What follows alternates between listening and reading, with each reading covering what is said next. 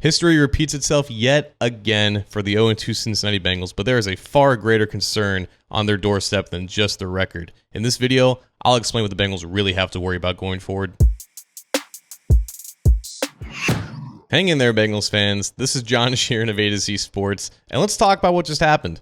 Anyone who's now seen both of the Cincinnati Bengals games so far this season can tell that there were major strides taken from week 1 to week 2. The offense found explosive plays. They utilized their tight ends in a lot more creative ways. Eric All got in on the action down the field in the passing game. Hell, even fellow rookie Jermaine Burton got his first career reception going for 47 yards. The offense made major strides that everyone needed to see to feel good about where this team is headed for the rest of the season.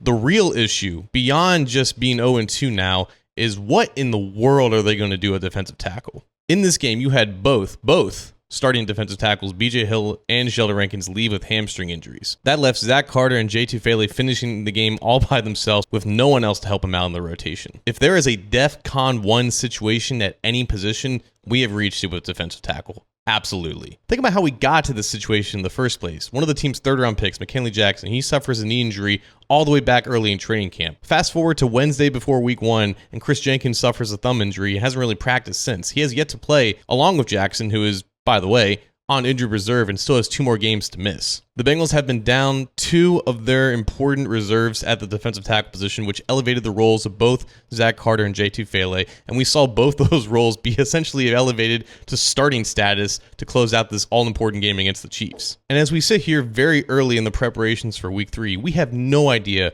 what the position is going to look like because we don't know the statuses of either Hill or Rankins. Zach Taylor, after the game, couldn't say what the severity of either Hill or Rankins' injuries were, but regardless, the entire defensive tackle position has been dismantled with injuries. And despite how better the Bengals looked overall as a team, offensively, defensively, whatever you want to say, despite how much better they looked against the Chiefs compared to how they looked against the Patriots, this is a major issue entering week 3's Monday night matchup with the Washington Commanders. The Commanders failed to score a touchdown in their week 2 victory over the New York Giants, but they still got well over 100 rushing yards from running back Brian Robinson. They posted 215 rushing yards total. Even with all of their defensive tackles healthy, the Bengals' rush defense would still be a liability, but now it's a definite red alert with their next opponent being very adept at running the ball. The competition may be getting easier for the Bengals, but this issue is not going away anytime soon.